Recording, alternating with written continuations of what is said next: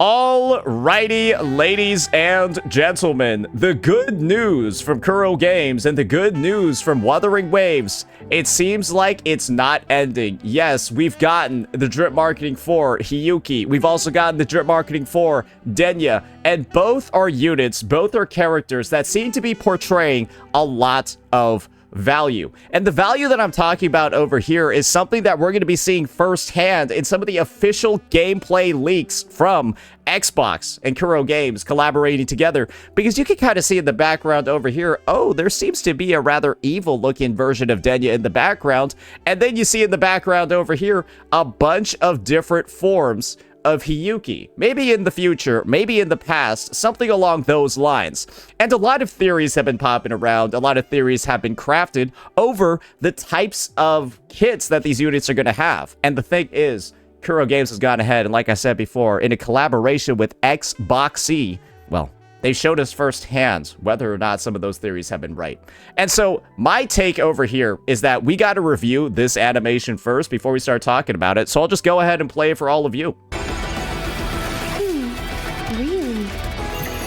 So you see Dena looking a little bit sad, right? And one thing I'd like to note is that this is a really short ultimate animation. It looks like an ultimate animation. Really? And the vibe that I get from this is that Dena is actually going to be probably a 2 liberation character.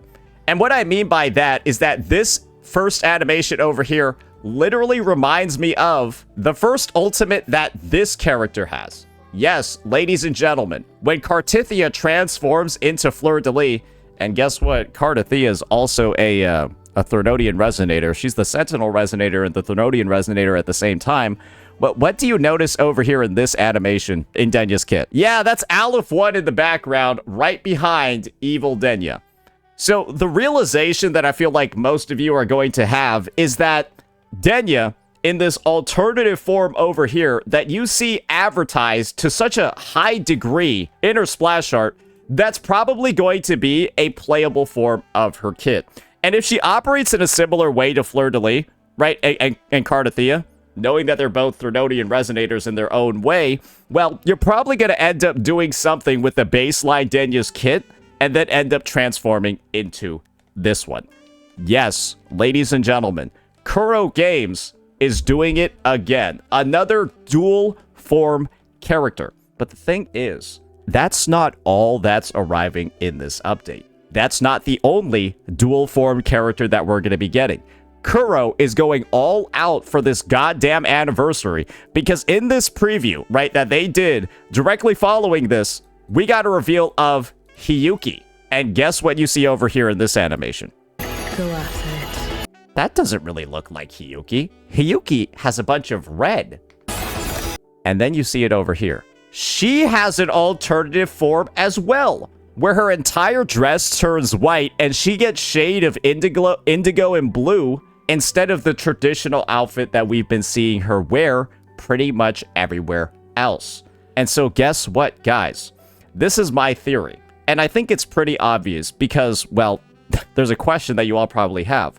What the hell did Hiyuki do in her kit to get the blue form? And it's pretty clear that this animation, this liberation, is ending that enhanced state and then bringing her back to normal. You can probably guess where I'm coming from over here.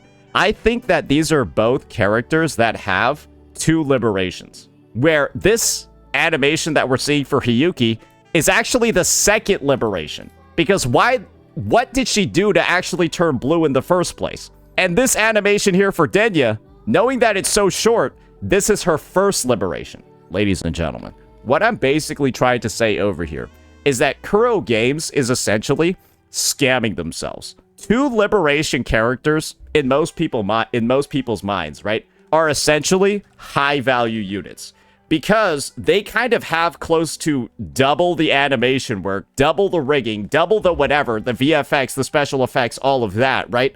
And they cost exactly the same as a regular unit. And I think the funniest way that you're able to portray that, right, is just by having, like, Sigrika and her goofy-ass animations, where we all kind of know that her animations aren't really at the level of other units in the game. And then directly following that, they're showing everything regarding Dena and Hiyuki. I think that was intentional. They're doing everything in their power to get you to pull these two. First, with her being Glacial Mommy Katana Virgil, you know, she's like straight up, we're going to be watching that video later. She's just straight up cutting the screen, right? Like Virgil as well, like a whole goddamn judgment cut. And then over here, you see that she's directly linked to Aleph 1. This is the second half unit, guys.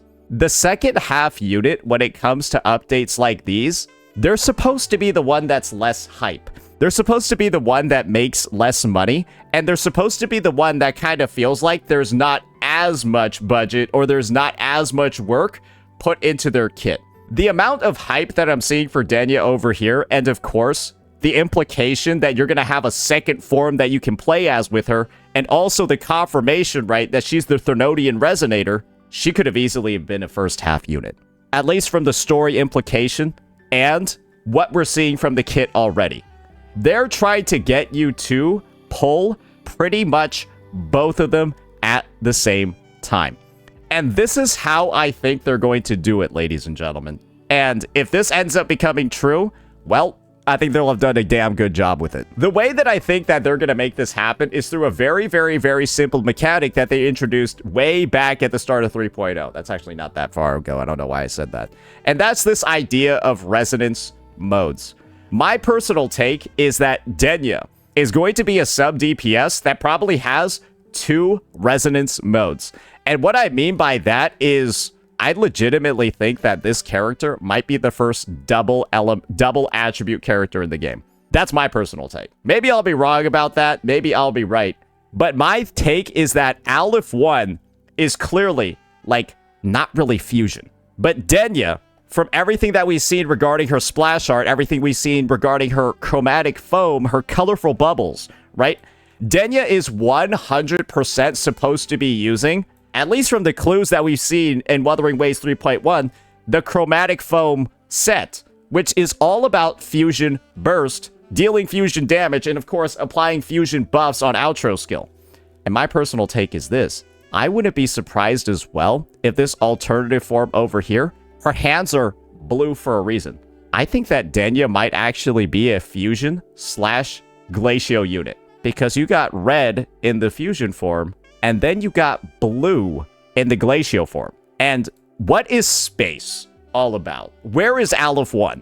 In space. And what is space? Cold. Space is all about being cold. If you, like, go outside into space right now, right? We all watch Guardians of the Galaxy, right? Motherfuckers start freezing. They literally start, like, forming ice everywhere and shit like that. Space is cold. You would freeze instantly. It's like minus 200 degrees, all of that. And Aleph 1 is literally like the Thernodian. That's all about, like, fucking space, right? And my personal take is this. I wouldn't be surprised at all if Dena has one resonance form that's all about supporting fusion burst, right? All of that shit. And of course, then she'll slot into the Imeth team over here that has a fusion burst component to it. And I think she's going to have a similar mechanic to Linnea, where she can switch between fusion burst form and also the glacial form. Because this is my personal take. I think she's going to have a glacial chafe form. Because of this. I think Hiyuki is going to also be a dual resonance form unit, where she's going to have a glacial chafe form and then another different damage type. You remember what I said about, like, 2-for-1 units and Kuroge's basically scamming themselves? They've done it already with Imeth.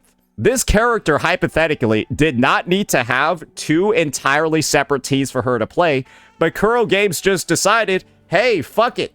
Let's just make it so that she has 2 different roles. Because the team that you use for Toon Rupture is entirely different from the team that you use with Fusion Burst. And we all know that the Fusion Burst team is not yet complete. And so it's kind of obvious, at least from my end, right, that Dena has that dual attribute capability, because why would they make it, like, so red for the fusion form and then blue for the glacial form? I know Kuro's not supposed to be about, like, you know, color schematics and all of that, but you know what the word chromatic means, right? It means an entire color spectrum, or a bunch of different colors. And for a character that's all about, you know, going across the spectrum, wouldn't that make a lot of sense for her to be dual attribute and you can like sort of choose which one you want? Because remember, guys, if a Resonator is related to a Sentinel or Threnodian, they're supposed to be one of the stronger kits in the game, right? They're supposed to be one of the more variable kits in the game. There's a reason why when Kartathea released, she was one of the strongest damage dealers. There's a reason why when Imith released, she's one of the strongest damage dealers. Why wouldn't the Threnodian Resonator have some extra stuff built into their kit? Why not? It makes sense why they would.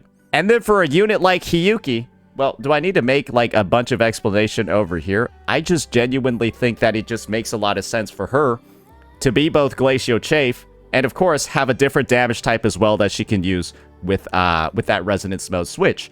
Because chances are, right, as a Glacio unit, guys, there's no Glacio supports in this game other than fucking Jeja.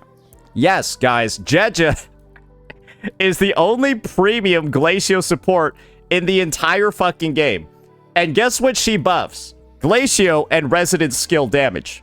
She kind of is just meant to be the best in slot for Carlotta, and Kuro wouldn't do something as retarded as making Hiyuki the same damage type as Carlotta, because that would just be straight power creep, and it would just be ridiculous. And so, what has to end up happening, right? Hiyuki would have to be a different damage type, but does, like, basic attack make sense? Not, like, kind of really.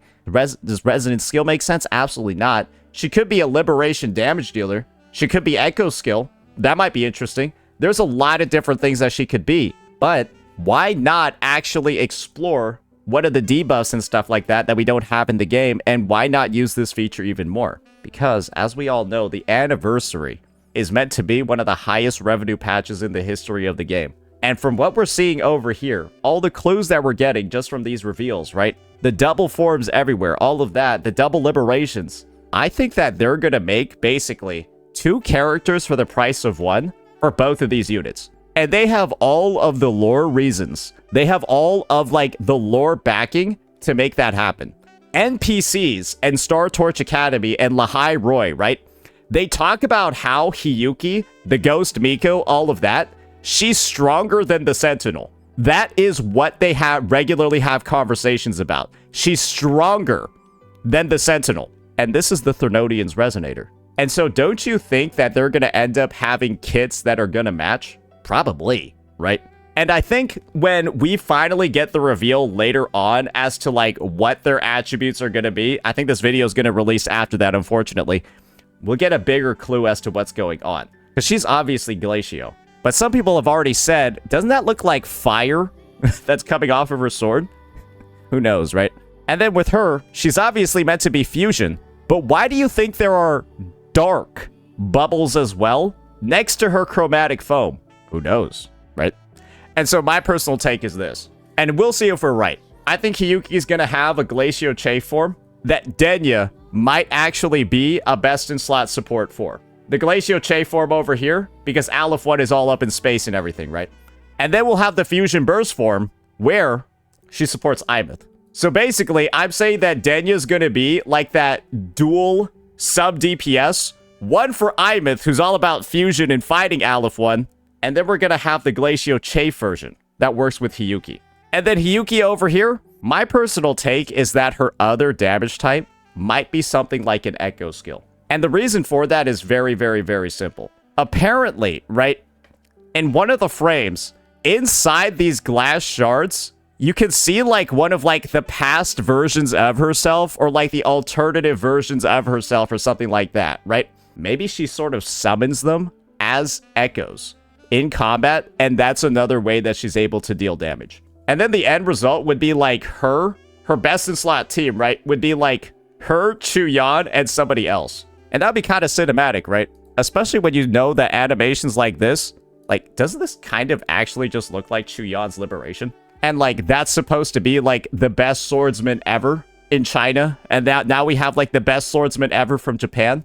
Hey, now they can finally shake hands and end the war. Hey, then Plain Arcadia can go back to being Japan. But yeah, this entire video over here, ladies and gentlemen, of course, it's speculation. I am not looking at any leaks regarding Wuthering Waves 3.3, right? And so whatever happens, it happens. But I'm personally of the opinion that I think Kuro's going to go all out for these characters. I think that they're going to be farming the fuck out of you when it comes to, right, the top-up bonuses resetting in the shop. They're going to be farming the fuck out of you when it comes to, like, the bundles that you're going to be getting to get all of these different pulls. And, of course, they're also going to be a lot more generous this time around when it comes to the anniversary, knowing the feedback that they've gotten before. And what better way to show off that generosity than to have 2 dual-purpose units that makes it feel like you're getting, well, 2 units for the price of 1, and then if you get both, you essentially got 4. Because one thing is very, very, very certain. There's a lot of team archetypes that still need to be built. There's a lot of negative statuses that need some help. And I think that this would be the ultimate way, right? For them to fix this character. Because I still think that Chisa is the biggest fucking mistake in Wuthering Waves in Kuro Games history. And this might be, version 3.3 might be the patch that saves this unit. And if everything I'm saying actually comes true, she will actually become a tier 0 character. 1,000,000%. She will go from what possibly the worst limited pull in the game to potentially the best. And guess what that is going to do? Probably drive her sales even further. I wouldn't even be surprised if they end up rerunning her like crazy during the anniversary banners as well. And guess what? That's just going to farm you even more if you don't have her already. That's going to be it for this one, ladies and gentlemen. Let me know what you all thought. Peace out.